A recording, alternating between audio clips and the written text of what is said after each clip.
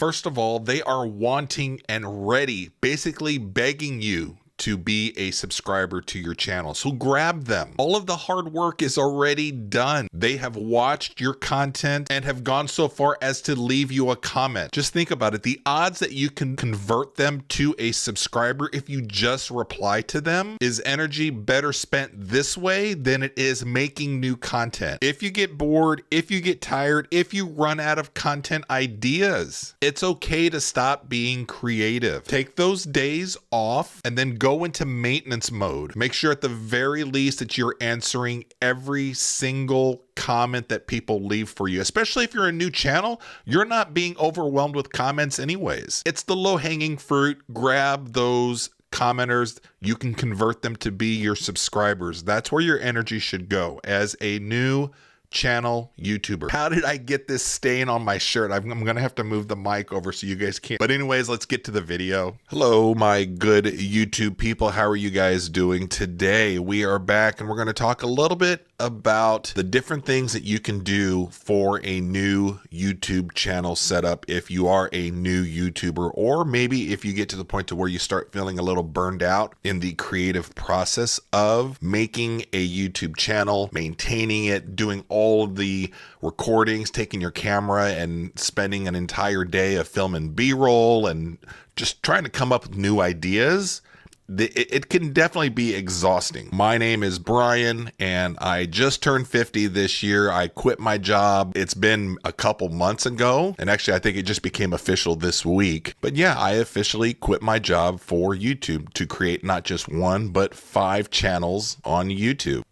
It's not as crazy as it sounds, trust me. So today we're going to be talking about taking a step back from creating new content and putting and posting things out on your channels and pages. You don't have to do it every day. You don't have to do it every week. Look, the creative process is mentally exhausting to especially come up with new stuff all the time, to film, to edit. All that stuff really takes its toll, especially if you've been doing it weeks on weeks on weeks, months on months on months, depending on how long you've been doing your YouTube channel. Now, I kind of look at my YouTube channels on a weekly timeline, a weekly basis. There's going to be probably half of the week where I am taking the camera out and I'm doing some long form videos, whether it's filming B-roll, doing some talking head shots, crafting up and fine tuning not only the timeline of the project that I'm working on, but probably 2 or 3 other projects that I have my mind on that I'm going to probably do next. There's a lot of times where I'll actually film multiple projects at the same time just because it's easier to do at the moment. And although I try to schedule content to go out almost every single day for each one of my channels, I don't put that kind of pressure on me to have to create all the time, every single day. I actually schedule in maintenance days for all of my channels to where I don't even worry about creating content or editing content, but I will actually set aside a day of the week to focus and actually give time to the people that leave comments on my channels. I mean, they are taking the time to watch my content, and then we all know how hard it is to not only get them to come and watch, right? To actually feel the need to have to comment is a whole nother level. And those types of viewers, I feel, deserve a response. Now, it's a slam dunk mindset when you're a new channel because you're not really being overwhelmed with a lot of comments. Is the focus should be on responding to just about every comment that comes in. Now, I know that's very hard to do, and especially with YouTube and the comment feature that they have within YouTube Studio, it's kind of hard to keep up with not only the new comments that come in. What I find difficult is the new replies to your replies that come back in. I know there's a way to sort it. There's a layer upon layer, and you can easily get behind to where those comments will get lost. And I feel bad that I don't get to reply to some of these people that have spent their time on my channel, watching my content, giving me their input, their thought process on whatever it is that I had put out there. And I want to show that I respect their time. I appreciate them taking the time out of their day to leave me a comment and or reply in a kind of a conversation. So that's why I will actually set aside a day, and today is going to be my day to where I go through each one of my channels and I'm going to go through the comment section and reply to as many people as I can. Let's go to my TSP Total Entertainment channel. Then we're going to head up to our account, YouTube Studio, down to comments. And then I can see here, I believe the way this is set, again, it's just YouTube just does not have a really good way of keeping up with your comments.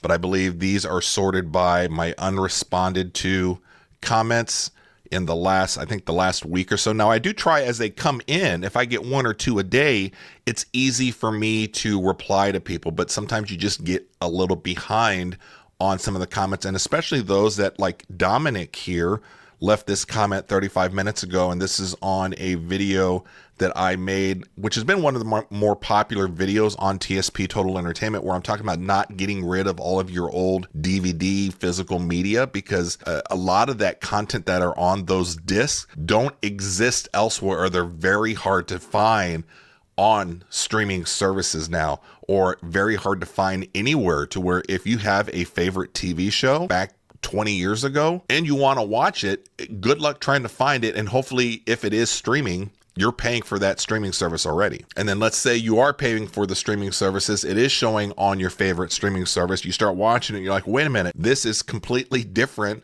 This has been re-edited from the show that I used to watch, the one that I used to love. That happens all the time. But let's get back to the comments here. So let's just take a look at Dominic's, because his was the last one that just got posted. And it's a nice, well thought out comment. And so these are the ones that I really want to make sure that I hit at some time. Now, when I see a longer comment come in during like just a regular day, it's hard for me to just make a quick reply to that, because I feel like I'm doing kind of an injustice if they leave a long, well thought out comment and they're trying to express a bigger thought. I don't want to just leave something really short. Now, sometimes I do, but I want you to know that when you leave a longer comment, I want to also try to mirror the energy that you're bringing to my channel, because I do appreciate it. So Dominic is saying something, let's see here. People make fair points regarding physical media, but in truth, generally speaking, you can get most but not all things on streaming, and the quality is generally good with good connection, isn't it?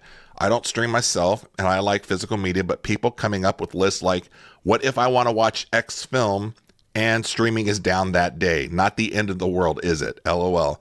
So yeah, basically whatever works for you, I guess, is the answer. But to be honest, it does make more sense in a lot of ways to stream. And I say that as a non-streamer, LOL, other than streaming from YouTube, if that counts. That's a great comment, Dominic. If you ever see this, I appreciate it. Thank you very much. And I totally understand what Dominic is saying. I kind of think along the same ways also, because you do see a lot of the physical media people that are out there, when they make their case for physical media and then they go against streaming, they take the example all the way to the edge, all the way to the extreme. What if the power's out? What if your internet service is out and you can't watch the TV show or your movie all day? Is that your biggest problem for the day? It's an inconvenience. I get it. But let's put everything into perspective here. My whole thought process on something like that is, I'm a big believer in just having choices. I love physical media. I also love streaming. I love the convenience of streaming. And Dominic is right in a sense that streaming media, for the most part, is actually fairly good quality depending on your streaming service. But yes, there are times where the streaming quality of the show, and the example that I used in the video that he was replying to, I believe that was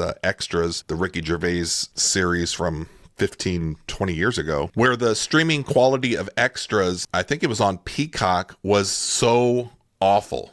So bad. And then not only that, they had the first 2 seasons for me to watch on Peacock, and then they just didn't have the finale. So what did I have to do? I wanted to watch the finale. I was already hooked into the series. Now I'd watched the series several times already, but in that moment, I'm like, where's the finale? So I had to actually go downstairs, go find my DVD copy of Extras, pop that in. And that actually got me into the whole rediscovering my DVDs again, because that was a perfect excuse for keeping your physical media, for keeping DVDs. So yes, I totally agree with Dominic. People are saying, well, what if, my house gets destroyed by a tornado and I wanted to stream Inception that day? I mean, let's just put things into perspective on that. You don't have to come up with the extreme cases to make your point for keeping physical media.